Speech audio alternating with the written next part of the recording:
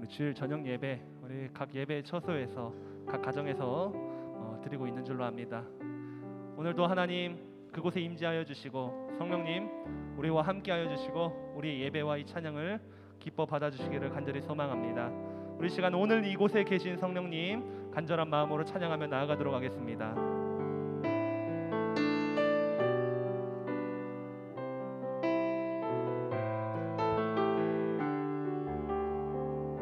오늘 이곳에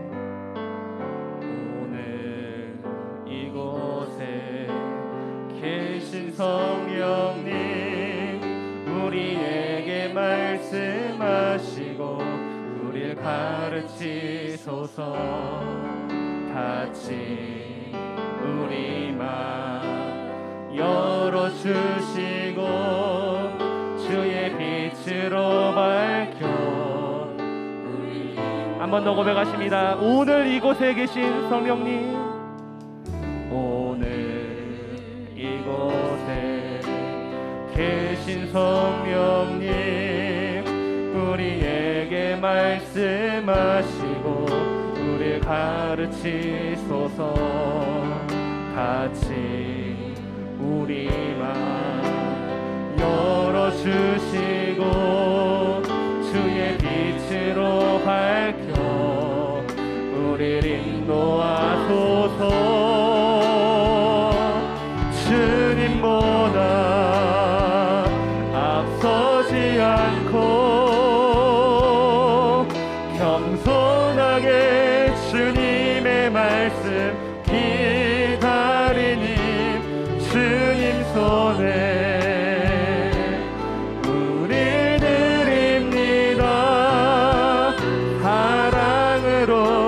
다시 한번 고백합니다. 오늘 이곳에 계신 성령님, 오늘 이곳에 계신 성령님 우리에게 말씀하시고 우리를 가르치 사친 우리 맘 열어주시고 우리 맘 열어주시고 주의 빛으로 밝혀 우리를 인도하소. 주님보다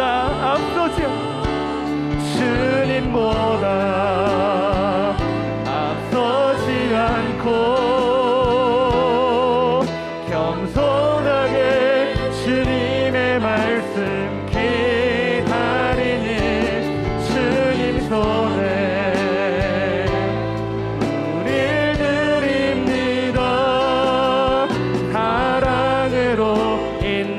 주님보다 앞서지 않고 주님보다 앞서지 않고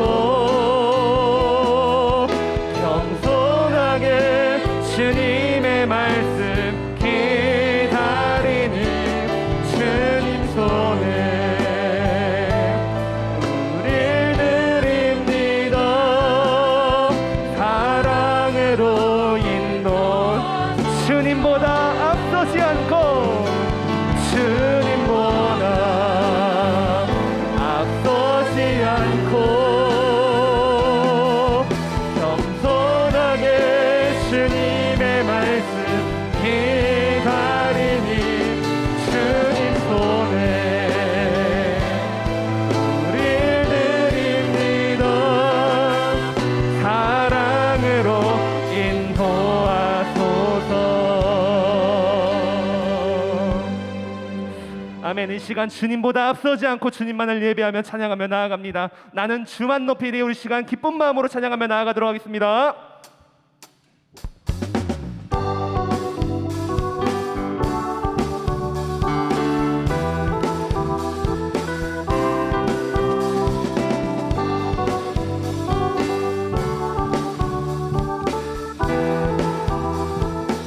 나는 주만 높이리. 나는 주만 높이리. 결코 내 맘 변치 않네. 세상 모든 권세 모든 영광 십자가 앞에 다 버리고 나의 충성과 내 헌신 내 모든 소망 오직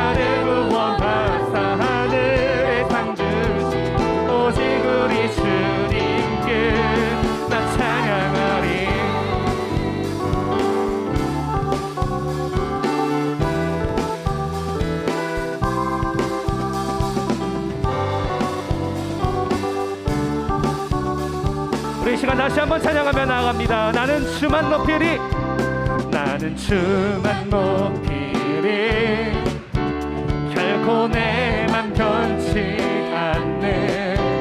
세상 모든 권세 모든 영광 십자가 앞에 다 버리고 나의 충성과 내 헌신 내 모든 소망 오직 예수, 나무에 달려 죽으신 그분께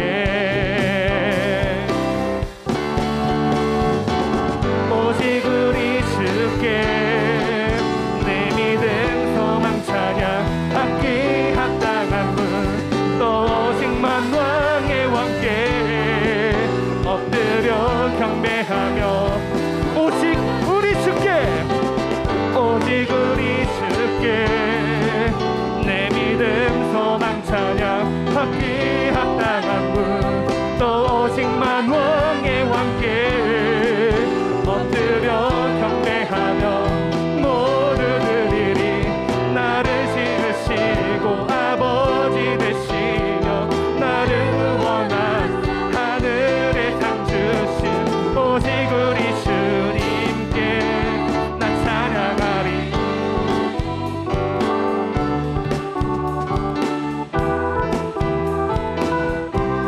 나 찬양하리.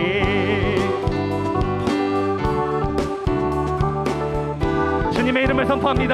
오직 우리 주께, 오직 우리 주께, 오직 우리 주께, 오직 우리 주께, 오직 우리 주께, 오직 우리 주께, 오직 우리 주께, 오직 우리 주께, 오직 우리 주께, 오직 우리 주께, 오직 우리 주께, 오직 우리 주께, 오직 우리 주께, 오직 우리 주께, 오직 우리 나를 지으시고 아버지 되시며 나를 구원하사 하늘의 상 주신 오직 우리 주님께 나 찬양하리.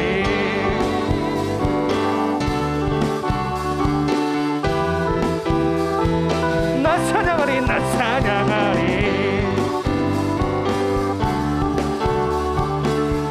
할렐루야. 내 모든 영광의 박수 하나님께 올려드리도록 하겠습니다. 더욱더 기쁨으로 주님의 영광을 찬양하며 나아갑니다. 우리 시간 찬양합니다.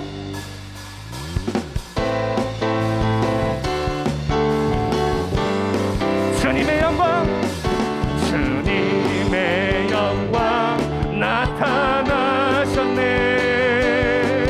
권능으로 임하셨네. 죽음에서 날 살리신 주 성령, 놀라우신 주 하나님. 할렐루야, 할렐루야. 주의 나라가 할렐루야 임하소서. 나는 선포하리 만왕의 왕 예수 주의 나라. 이 시간 주님의 영광 나타나셨네. 주님의 영광 나타나셨네.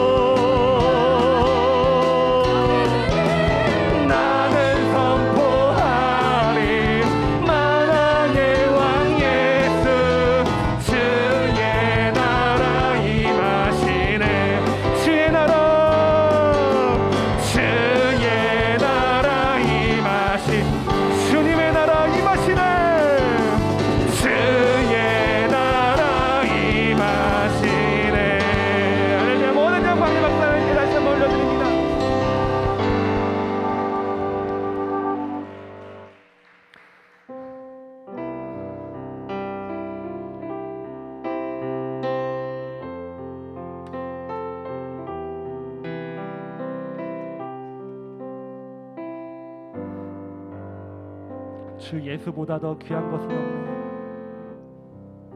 주 예수보다 더 귀한 것은 없네.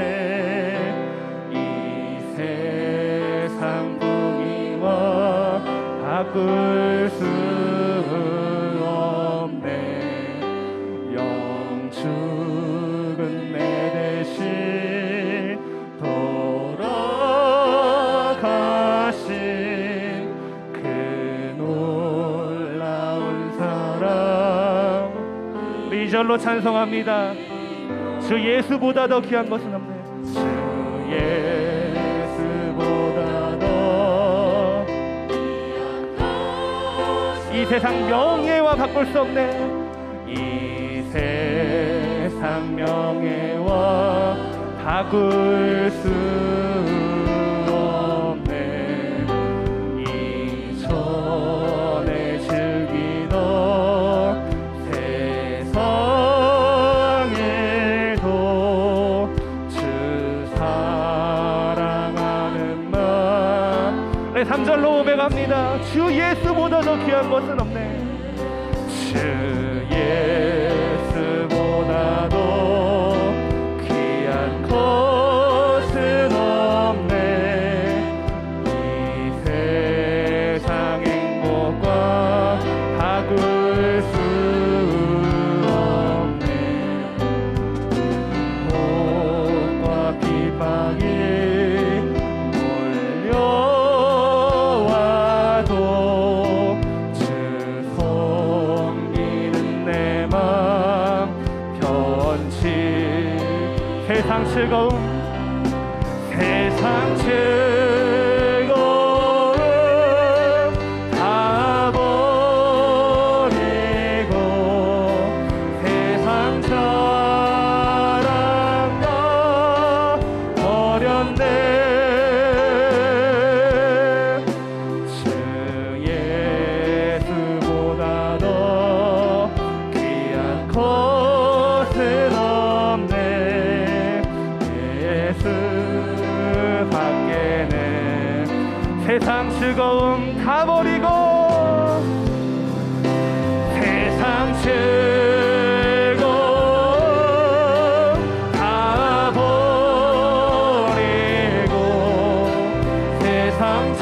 세상처럼 다 버렸네. 주 예수보다 더 귀한 것은 없네. 예수 밖에는 없네.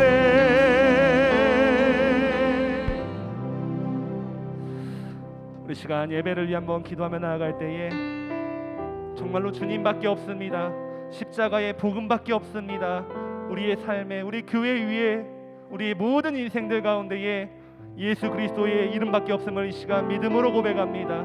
그러한 주님만을 찬양하고 그러한 주님의 영광을 사모하고 성령의 역사를 이 시간 구하며 나아갑니다. 이 시간 예배하는 시간 오직 하나님 역사하여 주시고 우리의 마음 가운데 주님을 향한 확실한 사랑과 확실한 결단과 확실한 마음이 정해질 수 있도록 주님 은혜를 허락하여 주시옵소서. 주님의 이름 한번 크게 외치고 통성으로 기도하며 나아가도록 하겠습니다. 주여, 아버지 하나님 감사합니다. 이 시간도 오직 하나님을 예배하면서 믿음으로 찬양하며 나아갑니다. 참으로 힘들고 어려운 이 시대에 우리가 다시 한번 주님의 이름 앞에 서기를 소망합니다. 주 예수밖에 없음을 믿음으로 고백합니다. 십자가의 복음밖에 없음을 이 시간 믿음으로 선포할 때에 아버지 믿음이 역사하게 하여 주시고 연약한 성도들과 아버지 참으로 힘든 시기를 보내고 있는 모든 성도들을 위로하여 주시어서 오직 주님의 이름의 능력으로 함께하여 주시고 아버지 이 시간에도 그곳 놀라우신 은혜로 함께하여 주시기를 간절히 소망하오니 아버지 역사하여 주시옵소서.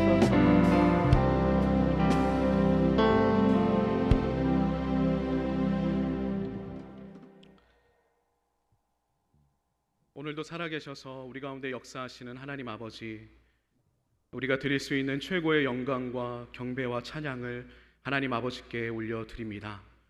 하나님, 오늘 이 밤에 주님께 예배하는, 주님께 마음을 드리기 원하는 모든 성도들, 우리 성도들이 있는 곳곳마다 하나님께 온전한 예배가 드려지는 교회가 되게 하시고, 우리 각자가 온 마음 다하여 온 힘 다하여 주님께만 모든 영광을 올려드릴 때에 주님, 우리 교회가 올려드리는, 주님 모든 성도들이 올려드리는 그 영광의 찬양을 주님 받아 주시옵소서. 아버지 하나님, 한 주간의 삶을 주의 말씀을 붙들고 살아가기 원합니다. 날마다 승리하기 원하지만 때때로 넘어지고 무너지는 우리의 연약함을 하나님 이 시간 주님께 고백드립니다. 성령님, 우리를 붙들어 주시고 하나님 우리에게 주어 주신 귀한 한 주간의 삶 가운데 온전히 주의 말씀을 붙들고 주님과 동행하며 세상 가운데 하나님의 영광을 온전히 드러내는 귀하고 복된 성도들의 삶이 되게 하여 주시옵소서. 아버지 하나님, 우리 가운데 크나큰 어려움이 있습니다.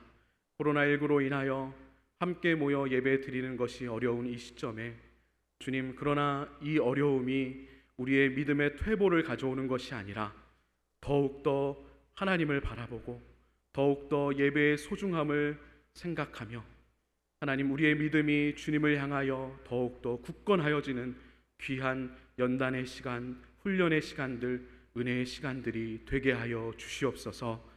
아버지 하나님, 부족한 종을 통하여 오늘 이 밤에 하나님의 말씀을 주실 때에 말씀의 권위 앞에 전하는 자와 듣는 자 모두 겸손히 엎드리게 하시고 말씀이 들려주시는 하나님의 음성에 귀 기울이며 그 음성에 반응하며 그 음성 앞에 결단하며 들은 것이 결단이 되고 행함이 되어 세상을 향한 하나님의 영광을 드러내는 복된 통로가 되어질 수 있도록 주님, 우리에게 말씀의 은혜를 허락하여 주시옵소서.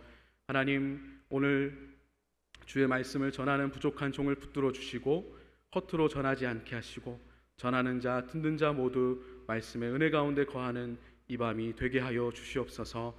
감사드리며 우리 구주 예수 그리스도의 이름으로 간절히 기도드립니다. 아멘.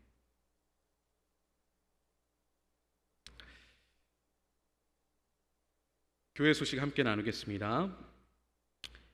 이미 문자와 홈페이지 또 밴드를 통해 공지해 드렸지만 코로나19에 대한 그 당회의 결의사항을 다시 한번 알려드립니다.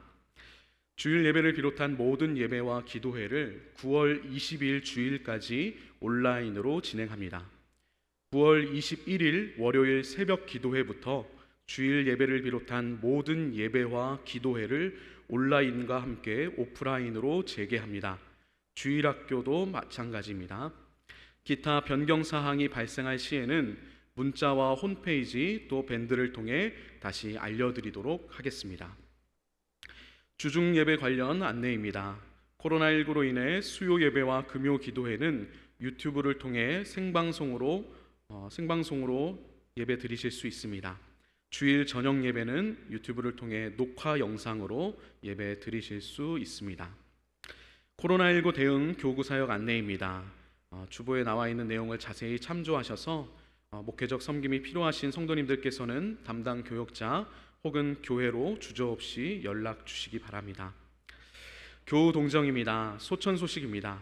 고 김형인 명예집사, 김준철, 김민철 집사의 부친 김명숙, 김연아 권사의 시부께서 지난 7일 월요일에, 양숙자 이래 권사의 부친께서 8일 화요일에 하나님의 부르심을 받았습니다. 주님 안에서 성도의 위로를 나누어 주시기 바랍니다. 오늘 우리가 함께 살펴볼 하나님의 말씀은 베드로전서 3장 1절에서 7절까지 말씀입니다. 베드로전서 3장 1절에서 7절까지 말씀을 저와 여러분이 한 목소리로 함께 봉독하도록 하겠습니다. 제가 가진 성경으로 신약성경 379페이지입니다. 함께 봉독하겠습니다. 아내들아, 이와 같이 자기 남편에게 순종하라. 이는 혹 말씀을 순종하지 않는 자라도 말로 말미암지 않고 그 아내의 행실로 말미암아 구원을 받게 하려 함이니, 너희의 두려워하며 정결한 행실을 봄이라. 너희의 단장은 머리를 꾸미고 금을 차고 아름다운 옷을 입는 외모로 하지 말고 오직 마음에 숨은 사람을 온유하고 안정한 심령에 썩지 아니할 것으로 하라. 이는 하나님 앞에 값진 것이니라. 전에 하나님께 소망을 두었던 거룩한 부녀들도 이와 같이 자기 남편에게 순종함으로 자기를 단장하였나니 사라가 아브라함을 주라 칭하여 순종한 것 같이 너희는 선을 행하고 아무 두려운 일에도 놀라지 아니하면 그의 딸이 된 것이니라. 남편들아, 이와 같이 지식을 따라 너희 아내와 동거하고 그를 더 연약한 그릇이요 또 생명의 은혜를 함께 이어받을 자로 알아 귀히 여기라. 이는 너희 기도가 막히지 아니하게 하려 함이라. 아멘.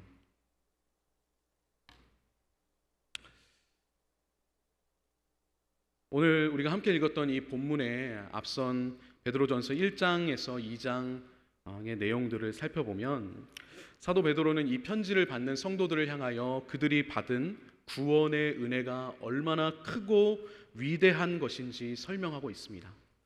또한 그 은혜로 인해서 변화된 성도의 신분에 그 신분에 합당한 삶을 살아야 한다라고 권면하고 있습니다.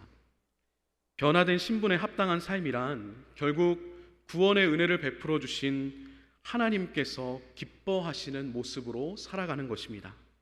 이는 우리가 너무나 잘 알고 있는 말씀인 베드로전서 2장 9절의 말씀대로 우리를 구원하여 주신 하나님의 아름다운 덕을 선포하는 삶입니다. 이러한 삶을 살아가기 위해 베드로는 성도의 삶 가운데 적용되어져야 할 두 가지 삶의 원리를 제시했습니다. 첫째는 영혼을 거슬러 싸우는 육체의 정욕을 제어하는 것입니다.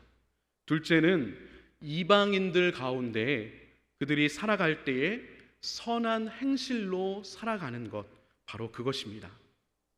그리고 이러한 삶의 목적은 결국 세상의 기준으로 잘못된 판단을 내리고 성도들을 비방하고 있는 이방인들로 하여금 성도들의 그 삶을 보고 결국 살아계신 하나님께 영광을 돌리게 하는 것, 바로 그러한 목적을 가지고 있습니다. 그리고 사도 베드로는 이러한 원리가 어떻게 구체적으로 적용될 수 있는지 세 가지의 경우를 예를 들어 설명하고 있습니다. 가장 먼저 베드로가 언급한 것은 이 세 가지 예의 가장 큰 원칙이자 또 첫 번째 케이스인 인간의 모든 제도를 주를 위해 순종하라는 것입니다. 이것은 정치적인 권위를 가진 세속 정부에 대한 순종을 말하는 것뿐만이 아니라 더 나아가서는 결국 하나님께서 세우신 이 땅 위의 모든 권위 앞에 자발적으로 순종하라라는 그러한 권면입니다. 권위에 대한 순종은 바로 그 권위를 세우신 하나님을 향한 순종입니다. 이것은 하나님을 기쁘시게 해드리는 일이며 하나님께 영광을 올려드리는 일입니다. 두 번째 베드로가 제시한 구체적인 예는 사환들을 향한 것입니다. 사환들은 종들인데요, 이 종들을 향해 범사에 두려워함으로 주인들에게 순종하라, 이렇게 권면하고 있습니다. 당시 교회에는 사회적으로 각양각층의 사람들이 모여 있었습니다. 그 중에는 많은 수의 사환들, 즉 종들이 있었습니다. 베드로는 그들을 향해 선하고 관용을 베푸는 그런 착한 주인들에게 뿐만이 아니라 까다로운 주인들, 즉 부정직하고 도덕적으로 악한 주인에게라도 주를 위하여 순종하라라고 권면하였습니다. 물론 베드로의 이 순종하라는 권면이 죄를 짓도록 명령하는 것, 그 명령까지 순종하라는 것은 절대로 아닙니다. 그리고 우리가 오늘 함께 읽었던 오늘 본문 베드로전서 3장 1절에서 7절까지의 말씀을 통해 베드로는 또 다른 권면을 주고 있습니다. 바로 아내들을 향한 권면입니다. 그런데 앞선 경우와 조금 다른 것은 정부나 주인 같은 그런 권위를 가진 이들에 대한 권면은 앞에는 없었습니다. 그런데 오늘 이 말씀의 내용 가운데에는 권면의 주요 대상인 아내들, 그 아내들에 대한 권면뿐만이 아니라 그 아내들에 대한 권위를 갖고 있는 남편들을 향한 권면을 포함하고 있다는 것입니다. 다만 분량에 있어서 아내들에 대한 권면이 6절에 걸쳐 기록되어 있고 또 남편에 대한 권면이 한 절에 기록되어 있는데 혹여나 이것을 성경에 기록된 여성에 대한 차별로 우리가 바라봐서는 안 됩니다. 베드로는 앞선 권면들과 마찬가지로 세상의 핍박 가운데에 사회적 약자로 존재했던 당시 초대교회 성도들의 모습을 반영하여서 권위 아래에 있는 자들, 권위의 영향을 받는 이들, 즉 약자들에 대해 집중하고 있었기 때문에 부부 관계에 있어서도 상대적인 권위의 약자인 아내에 대한 권면을 좀 더 많은 분량으로 할애하고 있는 것입니다. 베드로는 아내들에게 자기 남편에게 순종하라고 권면합니다. 혹시 그가 말씀을 순종하지 않는 자, 즉 믿음이 없는 자일지라도 그 남편에게 순종하라고 권면하고 있습니다. 베드로가 아내들에게 권면하고 있는 이 순종은 앞선 시민과 종으로서의 그 순종의 권면들과 마찬가지로 하나님께서 부여하신 권위에 대한 자발적인 순종을 의미합니다. 그런데 여기서 우리는 한 가지를 명확하게 기억해야 합니다. 절대로 아내가 남편보다 열등한 존재이기 때문에 덜 중요한 존재이기에 순종하라는 명령이 주어진 것이 아니라는 겁니다. 우리 구주 예수님께서 이 땅 가운데 계셨을 때, 이 땅에 오셨을 때 그분은 그분의 육신의 부모님께 순종하셨습니다. 또 그분의 모든 삶과 또 모든 삶 가운데 성부 하나님께 온전히 순종하셨습니다. 또한 앞선 말씀에서 정부와 주인들에게 순종하도록 요구받았던 이들은 하나님께서 귀하게 여기시는 존귀한 성도들이었습니다. 순종하는 것은 열등한 존재, 부족한 존재, 그런 존재에게 요구되는 것이 아닙니다. 아내들에게 남편에 대한 순종을 요구하는 것은 하나님께서 가정 생활에 있어서 최종적인 책임과 리더십을 남편에게 부여하셨기 때문입니다. 그에 대한 인정과 존중을 명령하고 있는 것입니다. 다시 말씀드리자면 하나님께서 부여하신 권위에 순종하는 것은 앞서 말씀드렸듯이 그 권위를 부여하신 분께 순종하는 것입니다. 그런데 베드로는 이 순종을 통해 기대하는 한 가지 결과가 있다고 말합니다. 오늘 우리가 함께 읽었던 1절 말씀에 기록된 대로 이는 혹 말씀을 순종하지 아니하는 자라도 말로 말미암지 않고 그 아내의 행실로 말미암아 구원을 받게 하려는 것이다. 이렇게 기록하고 있습니다. 앞서 말씀드렸듯이 구원받은 성도들에게 요구되는 삶의 원리를 통해 하나님께서 그 원리가 적용된 그 성도의 삶을 통해 이루기 원하시는 구체적인 기대는 바로 하나님의 아름다운 덕을 이 세상 가운데 선포하는 것입니다. 결국 그것은 믿음이 없는 자들로 하여금, 불신자들로 하여금 성도들의 삶을 통해 하나님을 발견하고 하나님께 돌아오게 하는 것, 바로 그것입니다. 이러한 원리와 목적이 아내들을 향한 남편에게 순종하라 하였던 이 권면에도 동일하게 적용되고 있는 것입니다. 초대교회 당시에 사회의 문화적인 전통과 분위기상 아내가 남편과 다른 신앙을 가진다는 것은 결코 보편적인 일이 아니었습니다. 복음이 널리 전해지면서 많은 여성들이 예수 그리스도의 제자가 되었고 결국 그 가운데에는 믿지 않는 남편과 살아가는 아내들도 존재하게 되었습니다. 그런 아내들을 향해 베드로가 권면하고 선포한 것입니다. 말씀을 순종하지 않는 남편, 즉 복음을 거부하는 남편, 삶의 모든 영역에서 하나님을 인정하지 않는 남편, 말씀에 기록된 하나님의 뜻에 대해 적극적인 불순종과 반항으로 일관된 삶을 살아가는 남편일지라도 또한 그들 중 일부는 그리스도인이었던 자신의 아내에게 무례하고 불친절한 그런 남편일지라도 믿지 않는 남편을 향해 복음을 설명하는 말이 아니라 아내의 행실, 즉 성도로서의 삶을 온전히 살아가는 아내의 그 삶을 말미암아 그 남편들이 도전받고 변화받아 구원받을 것이다. 그렇게 베드로는 선포하고 있는 것입니다. 우리 성도님들을 신방하다 보면 이런 경우를 종종 봅니다. 본인은 정말로 열심히 신앙생활을 하고 있는데 가족들은 예수님을 믿지 않는, 특별히 사랑하는 남편이 예수님을 믿지 않아서 그 남편의 구원을 위해 눈물 흘리며 기도하고 있는 우리 성도님들을 만나게 됩니다. 1년, 2년도 아니고 수십 년을 남편을 사랑으로 섬기며 그 남편의 구원을 위해 눈물로 기도하고 계신 우리 믿음의 자매님들을 만나게 됩니다. 오늘 베드로 사도를 통해 하나님께서 주신 이 말씀이 그분들께 소망이 되기를 간절히 소원합니다. 믿음을 지키며 주님의 말씀을 따라 남편에게 사랑으로 순종하는 그 삶의 모습을 통해 결국 믿지 않는 남편이 예수 그리스도를 구주로 고백하게 되는 구원의 역사가 여러분의 가정 가운데 임하실 것을 믿음으로 선포합니다. 이것은 제 말이 아닙니다. 이것은 우리 주님의 말씀입니다.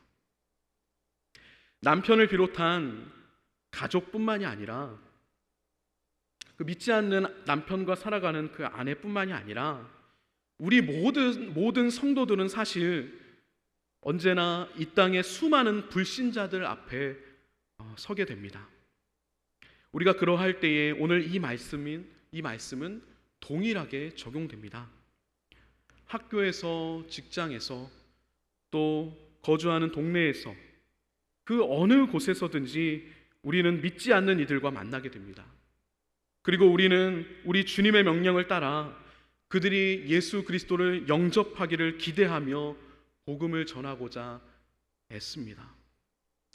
저는 우리의 입으로 선포된 하나님 나라의 복음이 한 영혼을 변화시키는 놀라운 능력을 갖고 있음을 확신합니다. 그런데 하나님께서는 믿지 않는 자들을 구원하시기 위해 우리의 말보다는 더 확실한 도구로 우리의 행실을 사용하시는 것 같습니다.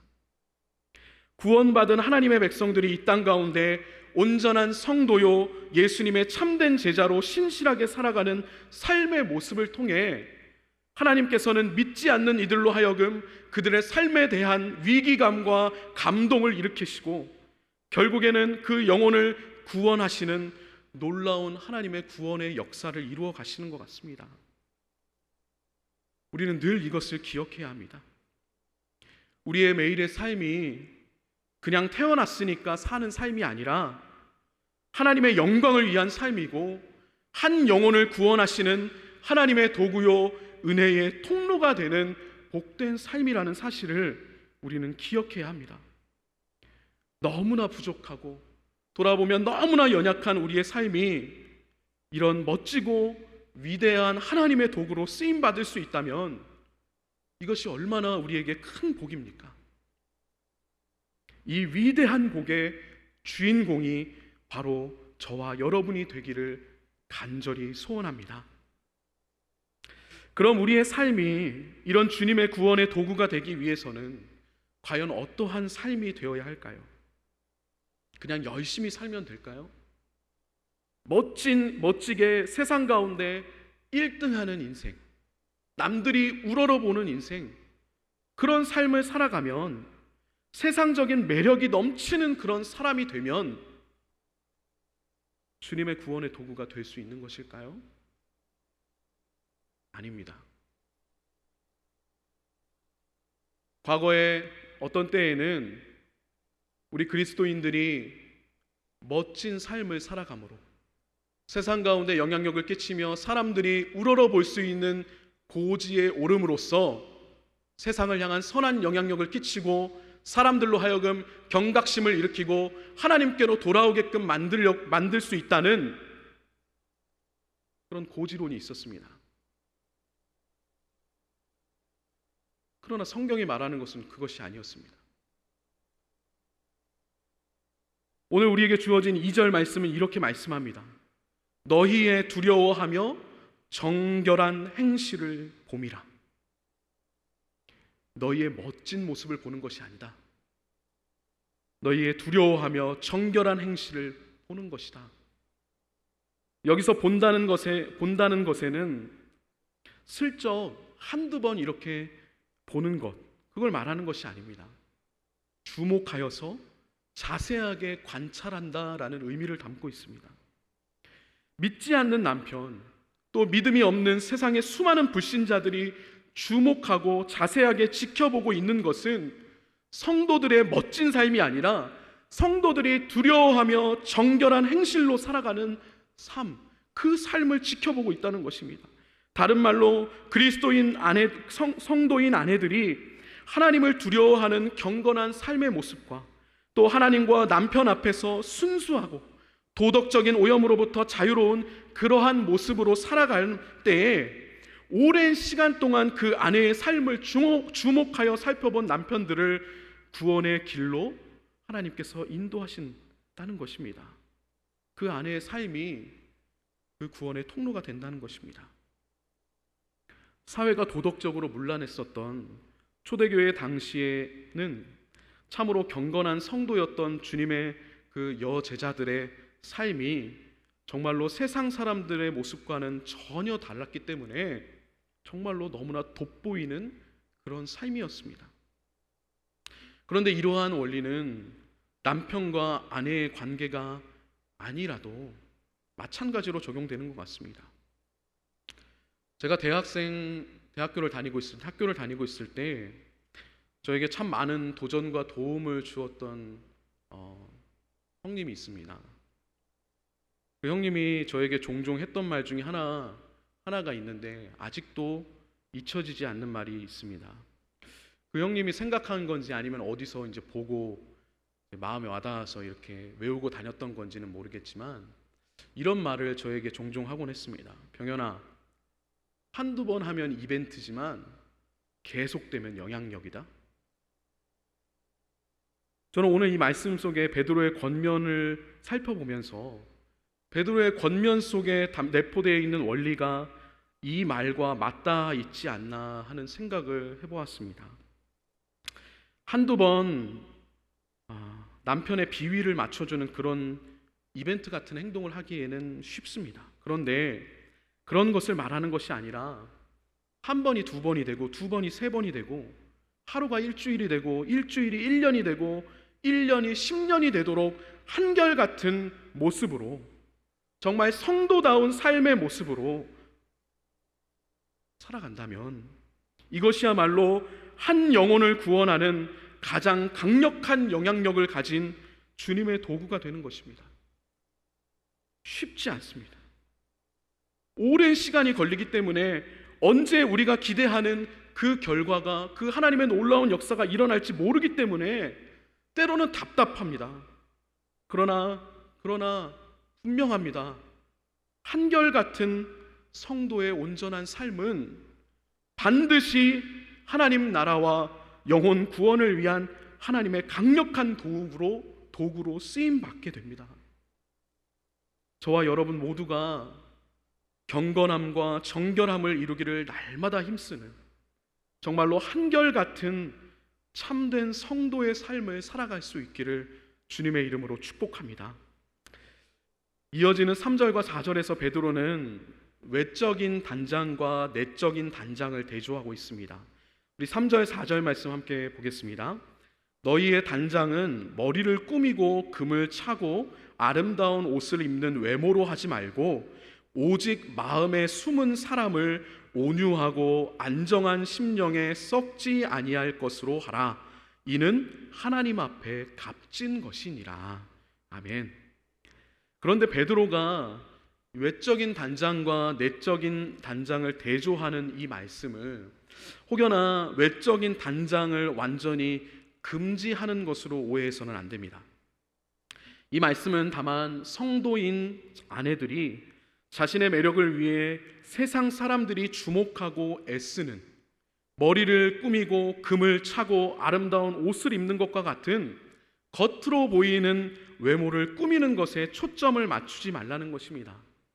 외모뿐만이 아닙니다. 이 외모에는 우리의 생김새, 옷차림뿐만이 아니라 우리가 가지고 있는 것들, 나의 사회적인 지위라고 생각되는 것들, 남에게 보여줄 수 있는 모든 것을 다 포함하는 것입니다.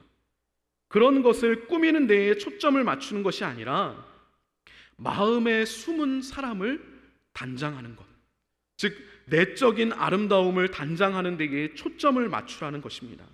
그것이 우선된 것이라는 겁니다. 내적인 아름다움은 곧 무엇입니까? 곧 성품과 인격입니다. 성품과 인격은 사실 우리 눈에 직접적으로 바로 보이지 않습니다. 그러나 반드시 보여지게 되어 있습니다. 무엇을 통해 드러납니까? 언어와 행실로 드러납니다. 반드시 드러납니다. 한두 번 속일 수 있을지 몰라도 영원히 속이는 것은 불가합니다.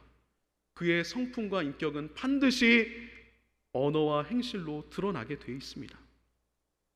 그런데 이 베드로는 이 내적인 아름다움, 우리의 성품과 인격을 위해서 온유하고 안정한 심령으로 단장하라, 이렇게 권면하고 있습니다. 온유하다는 것은 자신의 권리나 방식만을 고집하지 않는 것입니다. 이기적으로 우기지 않는 것을 의미합니다. 안정하다는 것은 질서가 잡혀서 평온한 것을 의미합니다. 이러한 온유함과 안정함이 내적인 아름다움을 이루는 것입니다. 이러한 내적인 아름다움은 결코 썩지 않습니다. 외적인 아름다움은 영원하지 않습니다. 시간이 지나면 사라집니다. 그러나 내적인 아름다움은 시간이 지날수록 그 깊이가 더해집니다. 더군다나 온유하고 안정한 심령은 하나님께서 보시기에 값진 것이다 라고 베드로 사도는 이야기하고 있습니다. 왜 그럴까요? 어떤 신학자가 이 부분에 대해서 이렇게 이야기했습니다. 온유하고 안정한 심령은 자신의 필요를 공급하시는 하나님께 대한 지속적인 신뢰의 결과이다. 하나님께서는 그분의 백성들에게 신뢰받는 것을 기뻐하신다. 그렇기 때문에 온유하고 안정한 심령은 하나님 앞에 값진 것이다, 이렇게 설명하는 것을 보았습니다. 결국 내적인 아름다움은 하나님을 향한 신뢰와 연결되어 있습니다. 하나님을 향한 확고한 신뢰는 우리 안에 썩지 않을 온유하고 안정한 심령을 일으킵니다. 어떤 상황 가운데서도 변치 않으시는 하나님을 알고 믿고 의지하고 있기 때문에 불안 가운데 흔들리거나 나 자신의 뜻을 이기적으로 주장하는 그런 모습을 보이지 않습니다. 사랑하는 믿음의 동역자 여러분, 이러한 하나님을 향한 확고한 신뢰와 또 그로 인한 썩지 않을 온유하고 안정한 심령이 우리 안에 날마다 일어나기를 주님의 이름으로 축복합니다. 마음의 수양을 하자는 얘기가 아닙니다. 우리가 하나님을 신뢰할 때 우리에게 주어지는 것이, 우리 안에 자연스럽게 일어나는 것이 바로 결코 흔들리지 않는 정말로 온유하고 안정한 그 심령이 일어나기입니다. 그것을 사모하고 그것을 추구하자는 것입니다. 베드로는 5절에서 이러한 하나님을 향한 확고한 신뢰로부터 발현되는 이 내적인 아름다움을 강조하기 위해 하나님께 소망을 두었던 구약의 거룩한 부녀들의 삶을 언급하고 있습니다. 그리고 그들 가운데 구체적인 사례로 아브라함의 아내 사라를 예로 들고 있습니다. 창세기에 아브라함에 대한 기사를 읽다 보면 그 행간에 숨겨진 한 가지 사실을 우리는 발견할 수 있습니다. 아브라함이 본토 친척 아비의 집을 떠날 때에도, 또 조카 롯과 땅을 나눌 때에도, 약속의 아들 이삭을 제물로 바칠 때에도 아브라함의 순종에는 결국 그의 아내 사라의 순종 또한 포함되어 있다는 것입니다. 더군다나 아브라함이 애굽의 바로 앞에서 자신의 목숨을 구하기 위해 아내 사라를 누이라고 했을 때에도, 또 그랄 왕 아비멜렉이 사라를 취하려 했을 때 아브라함이 그녀를 누이라고 속이려 했을 때에도 사라는 그의 남편 아브라함에게 순종했습니다. 때로는 무모하고, 때로는 솔직하지 못하고, 때로는 어리석고 무책임해 보일 수도 있었던 그 남편 아브라함에 대해 사라는 아내로서 그를 존경하고 그에게 순종했습니다. 성경에 기록되어 있지 않지만 그 말씀의 구절들 사이사이마다 사라의 순종 또한 기록되어 있는 것입니다. 한결같이 남편을 존중하고 순종했던 사라의 모습은 결국 남편과 자신을 부르시고 이끄셨던, 인도하셨던 하나님에 대한 그녀의 신뢰로부터 나온 것입니다.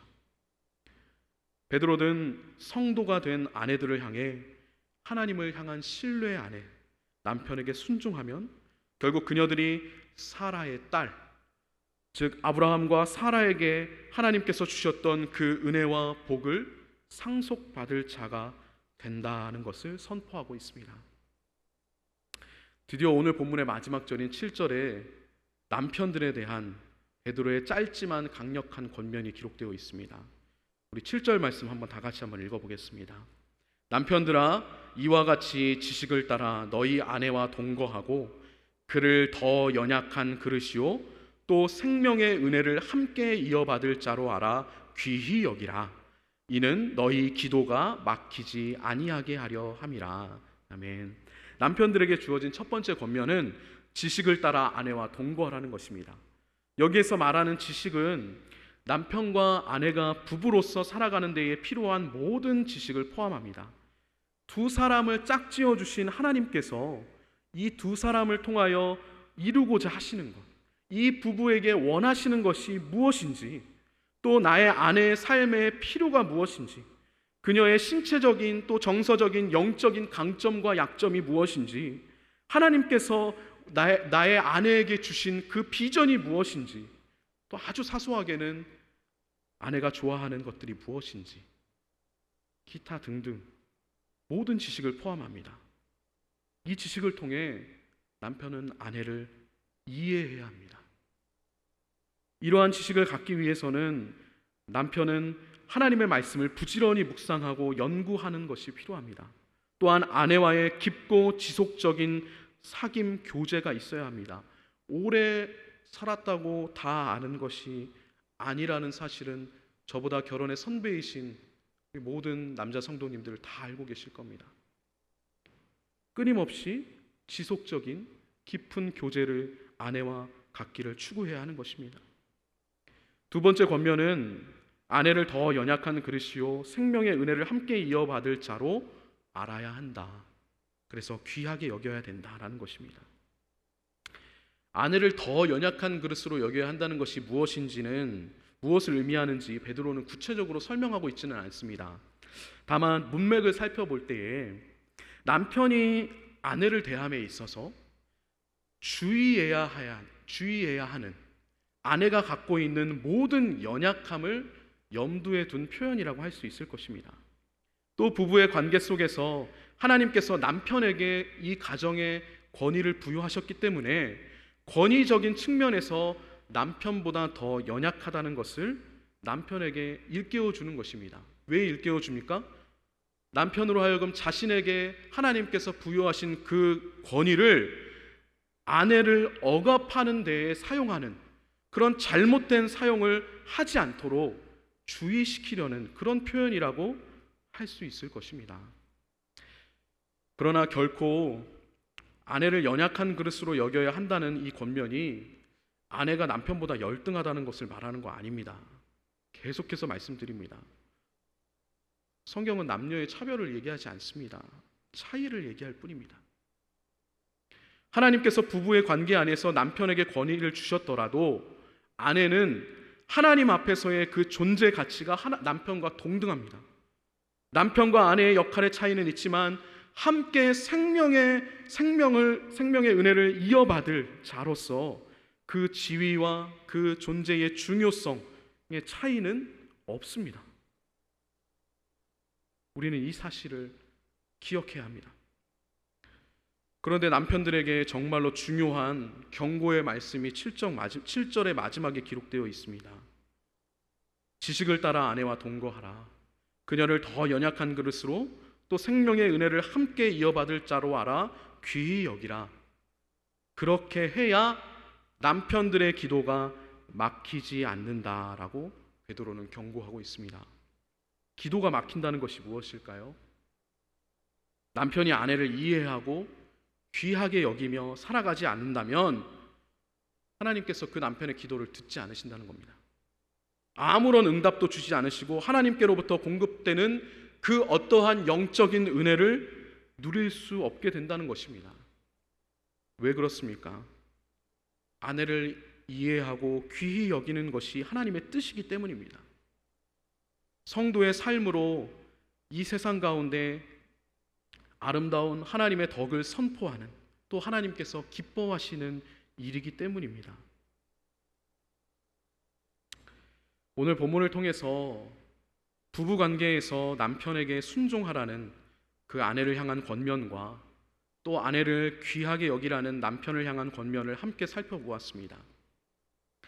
그런데 사도 베드로는 이러한 권면을 주면서 한 가지 단서를 덧붙이고 있습니다. 바로 이와 같이 순종하고 이와 같이 아내를 귀히 여기라는 것입니다. 이와 같이 무엇을 하라는 것은 앞서 제시된 무언가와 유사하게 그것의 연장선상에서 하라는 의미입니다. 아내를 향한 권면에서 이와 같이는 앞선 사환들을 향해 주어졌던 주인들에게 순종하라는 권면을 가리키는 것이라고 볼 수 있습니다. 또 남편을 향한 권면에서 이와 같이는 앞선 아내들을 향해 주어졌던 그 권면을 가리키는 것으로 볼 수 있습니다. 그렇다면 이것은 아내가 남편에게 순종하는 것이, 또 남편이 아내를 귀하게 여기는 것이 마치 사환이, 종이 주인에게 복종하는 것 같이 하라는 그런 권면일까요? 종과 주인의 관계가 가진 특징을 아내와 남편의 관계에도 그대로 적용하라는 것일까요? 그것은 아닐 겁니다. 아내와 남편, 즉 부부의 관계는 종과 주인의 관계가 절대 아니기 때문입니다. 그렇다면 베드로가 말하는 이와 같이는 도대체 어떠한 것을 말씀하는 걸까요? 그것은 바로 순종의 동기, 그들의 행실의 동기가 무엇인지와 관련되어 있습니다.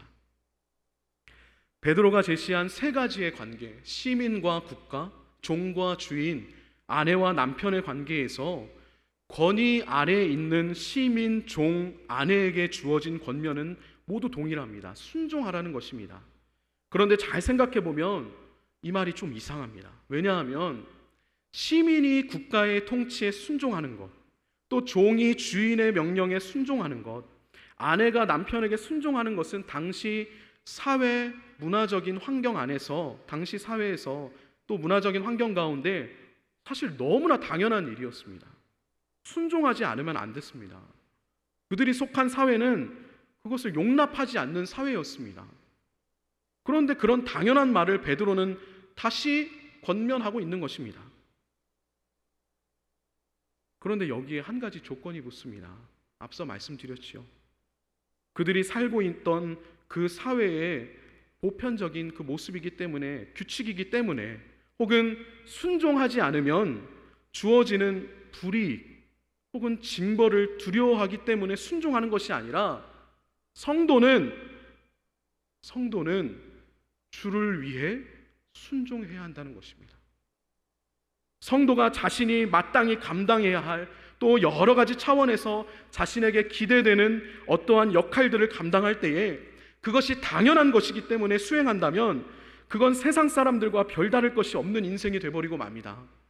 그러나 모든 것을 주를 위해 행한다면 그의 인생은 세상 사람들과는 전혀 다른 삶이 되어버립니다.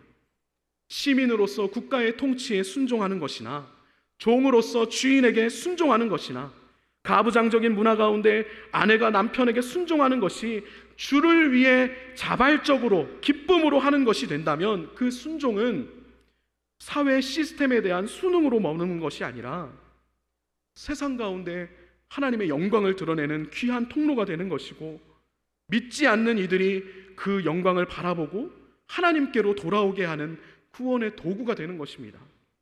베드로가 말하는 이와 같이라는 말은 바로 이것을 말하는 것입니다. 사랑하는 성도 여러분, 믿음의 동역자 여러분, 한 주간의 삶이 또 우리에게 주어졌습니다. 우리 각자는 우리 각자에게 부여된 또 요구되는 여러 가지 역할들과 과제들을 수행하며 이 한 주를 살아가게 될 것입니다. 우리의 삶이 그저 주어진 삶을 겨우 살아내는, 우리가 속한 이 사회의 구성원으로서 그저 맡겨지고 요구되는 일에 수동적으로 반응함으로써 세상 사람들과 똑같은 삶으로 머물러 있지 않기를 원합니다. 모든 일에 우리의 삶의 목적, 주를 위하여, 주님의 영광을 위하여 행하는 것임을 기억하며 살아갈 때 우리의 삶을 통해 하나님께서 영광 받으실 것입니다. 또 세상 가운데 하나님의 영광을 드러내는 복된 통로가 될 것입니다. 저와 여러분의 인생이 그러한 복된 삶이 되기를 간절히 축원합니다. 우리 함께 이 시간 찬양하며 기도하며 나아가도록 하겠습니다. 함께 나눈 말씀을 우리의 기도의 제목으로 삼고 함께 찬양하며 기도하겠습니다. 우리 주님 큰 영광 받으소서. 주님, 우리의 삶을 통해 우리의 모든 주를 위해 행하는 모든 우리의 행실을 통해 주님 홀로 영광 받아 주시옵소서. 우리 함께 찬양하며 나아가도록 하겠습니다.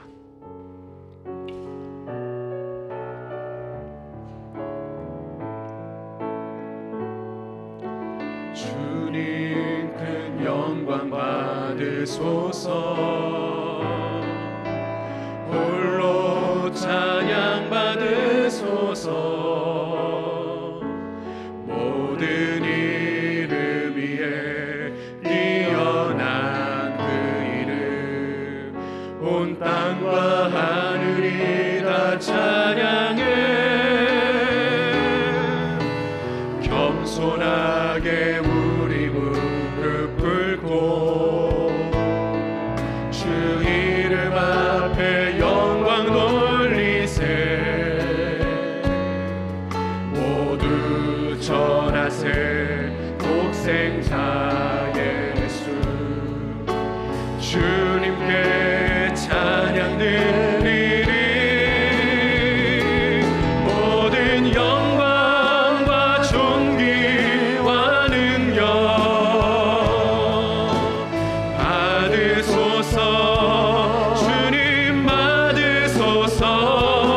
모든 영광과 존귀와 능력 받으소서. 받으소서. 그리스도 살아계신 하나님. 우리 한 번 더 찬양하겠습니다. 주님 큰 영광 받으소서. 주님 큰 영광 받으소서. 주를 위해 행하는 우리의 삶을 통하여 주님 홀로 찬양과 경배와 영광을 받아 주시옵소서. 모든 이름 위에 뛰어난 그 이름, 온 땅과 하늘이 다 찬양해. 겸손하게 우리 무릎 꿇고 주 이름 앞에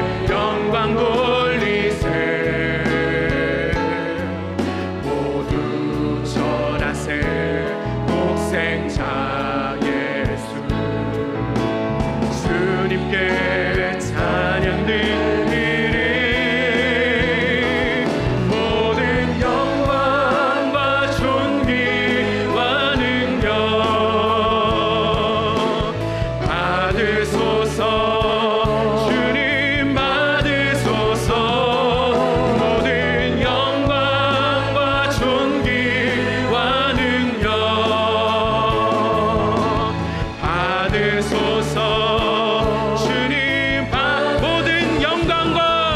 모든 영광과 존귀와 능력 받으소서. 주님 받으소서. 모든 영광과 존귀와 능력 받으소서. 주님 받으소서. 그리스도 나의 살아계신 하나님.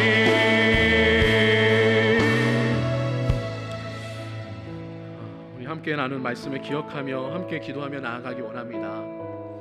우리에게 주어진 모든 관계와 사명 앞에 주님 오직 주를 위해 살아가게 하옵소서. 그리하여 세상 가운데 하나님의 영광을 드러내는 통로요, 믿지 않는 이들이 하나님의 은혜를 깨닫고 하나님께로 돌아오는 구원의 도구가 되는 우리의 삶이 되게 하여 주옵소서. 오전의 말씀을 통하여, 우리 목사님의 말씀을 통하여 우리에게 주셨습니다. 아무리 말해도 못 알아듣습니다. 세상 사람들은 복음을 말해도 못 알아듣습니다. 보여주어야 합니다. 복음대로 사는 인생, 주를 위하여 사는 인생이 얼마나 복되고 행복한 인생인지를 보여주어야 합니다. 그 경건함과 그 정결함으로 보여주어야 합니다. 그들에게 경각심을 주고 위기감을 주어야 합니다. 그것이 우리의 사명입니다. 모든 열방이 주님의 영광을 찬양하는 그날이 오기까지 세상을 향한 주님의 편지요, 주님의 향기가 되는, 주를 위해 순종하며 주를 위해 헌신하는 우리의 복된 한 주간의 삶이 될 수 있게 달라고 우리 주님의 은혜를 구하며 이 시간 주님의 이름 간절히 부르고 함께 기도하며 나아가겠습니다. 함께 기도합니다. 주여, 하나님 오늘 우리에게 주신 말씀을 기억하며 하나님의 은혜를 구하며 이 시간 나아갑니다. 아버지 하나님, 모든 일에 주님이 주시는 그 권면을 순종함으로 나아갈 때에 우리가 주를 위하여 행함으로 하나님 온 열방 가운데 우리를 만나는 수많은 믿음을 믿지 않는 자들을 향하여 하나님의 영광의 빛을 드러내고 하나님 그들의 인생의 경각심을 불러일으키며 위기감을 불러일으키는 하나님, 그리하여 그들의 삶이 주님께로 돌아오게 되는 아버지 주님의 구원의 역사의 통로가 되도록 하나님 우리의 삶을 붙드시고 하나님 우리의 삶을 정결케 하시고 경건케 하여 주옵소서. 아버지 하나님, 한 주간의 삶을 우리에게 허락하여 주셨사오니 하나님 이 한 주간의 시간들이 오직 주님과 동행하며 주를 위하여 살아가는 복된 성도들의 삶이 되게 하여 주시옵소서. 아버지 하나님, 세상이 교회를 욕하고 성도를 욕합니다. 우리가 보여주겠습니다. 우리가 보여주기 원합니다. 주를 위하여 사는 인생이 얼마나 복된 인생인지를, 복음이 진짜이고 예수 그리스도가 우리의 참된 구주이심을 우리의 삶을 통하여 보여줄 수 있는 하나님 믿음의 사람들, 믿음의 성도들 하나님 우리가 되게 하여 주시옵소서. 하나님 우리에게 은혜를 허락하여 주옵소서. 너무나 부족하고 연약한 인생 주의 강한 오른손으로 붙드시사 하나님 우리에게 맡겨주신 이 귀한 사명을 충성되이 이루어가는 하나님 주님의 복된 종들이 되게 하여 주시옵소서. 아버지 우리를 붙잡아 주옵소서. 아버지 우리를 붙잡아 주옵소서. 오 주님, 아버지 붙잡아 주옵소서.